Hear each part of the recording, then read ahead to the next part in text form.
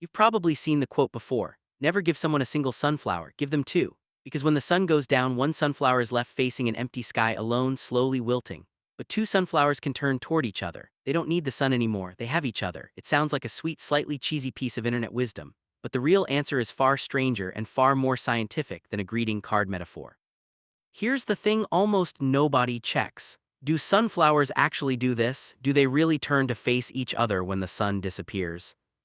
The answer starts with something real. Sunflowers do track the sun. It's called heliotropism, and for young sunflowers it isn't random.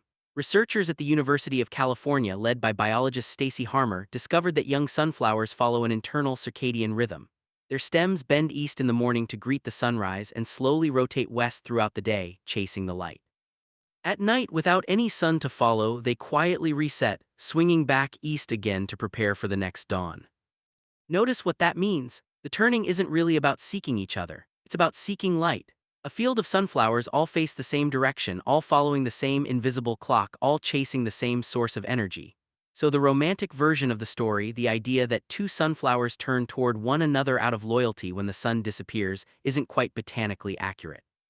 Does that ruin the theory? Not even a little, because the deeper truth hiding underneath the metaphor is more interesting than the myth itself. Sunflowers grow best in groups. A single sunflower standing alone in an open field is more exposed, more vulnerable to wind, more vulnerable to pressure. But a field of sunflowers growing together shields each other. Their root systems intertwine underground, stabilizing the soil. Their stalks create a kind of windbreak for their neighbors. When one is struggling, the collective structure around it often keeps it upright anyway. The strength was never really about one flower turning to face another. It was about not standing alone in the first place. Now think about your own life for a second. How many times have you put all of your emotional weight onto a single person, a single friendship, a single relationship, a single mentor, and what happens when that one source of light disappears? A breakup, a friend moving away, a parent no longer able to guide you the way they once did. If you only have one sunflower when the sun goes, there is nothing left to face. You're left tilting toward an empty sky, waiting for light that isn't coming back the same way. That's not weakness, that's structure. That's what happens when an entire support system depends on a single source. This is where the metaphor actually becomes useful, even if the botany isn't literal. Psychologists studying social support networks have found something remarkably similar to what a field of sunflowers demonstrates naturally. People with multiple overlapping sources of connection, a partner, a close friend, a sibling, a mentor, a community, tend to handle hardship with far more resilience than people whose entire emotional world rests on one relationship. When one source of support dims, even temporarily, the others are still standing there, ready to hold the weight. You've probably felt this yourself without numbing it.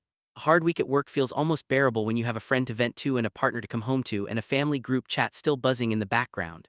But a hard week feels unbearable when that one person you relied on for everything suddenly isn't available. Same difficulty, completely different outcome. The difference was never your strength, it was how many sunflowers you had standing beside you. Here's the twist most people miss entirely. The theory isn't really about giving flowers at all. It's about how you build relationships in the first place. If you pour every ounce of emotional need into one single person, romantic partner, best friend, or even a parent, you're planting a single sunflower in an open field and hoping it survives every storm alone.